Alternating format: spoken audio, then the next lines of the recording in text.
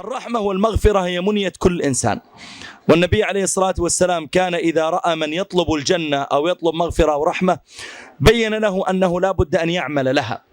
ربيعة بن كعب رضي الله تعالى عنه غلام عمره 13 سنة، وكان هذا الغلام محبا للنبي عليه الصلاة والسلام كما في صحيح مسلم. وكان الغلام يأتي ويبيت عند باب النبي صلى الله عليه وسلم في الشارع، يجلس عند الباب في الشارع. فإذا النبي عليه الصلاة والسلام أراد أن يتوضأ وطلع من بيته يتوضأ، ما عندهم حمامات في البيوت، يأخذ الماء ويطلع يقفز الصغير ويأتي يصب الماء على النبي صلى الله عليه وسلم يوضأه. فالنبي صلى الله عليه وسلم رآه مرة وهو طالع الفجر بيتوضأ إلا شاف الغلام راقد في الليل في الشارع عند الباب، فبدأ الغلام يعني يفرك عينيه ويمسك الماء يصب على النبي صلى الله عليه وسلم، فأعجب به، فقال له عليه الصلاة والسلام: يا ربيعة بن كعب سلني، اسألني، اطلب مني شيئا، سلني. المتوقع من غلام أبو 13 سنة أن يقول: أسألك مثلا رداء أو ثوبا أو مالا. قال: يا رسول الله أسألك. قال: سلني. قال: أنظرني حتى أفكر، أعطني فرصة أفكر، لأن ما هو بكل مرة نبي بقامتك يقول لي اطلب مني شيء، متى تحصل لي هالفرصة مرة ثانية؟ يا رسول الله أنظرني حتى أفكر.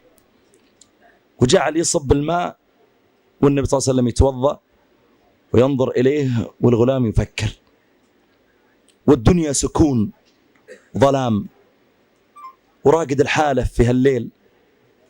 فقال الغلام: يا رسول الله أسألك مرافقتك في الجنة.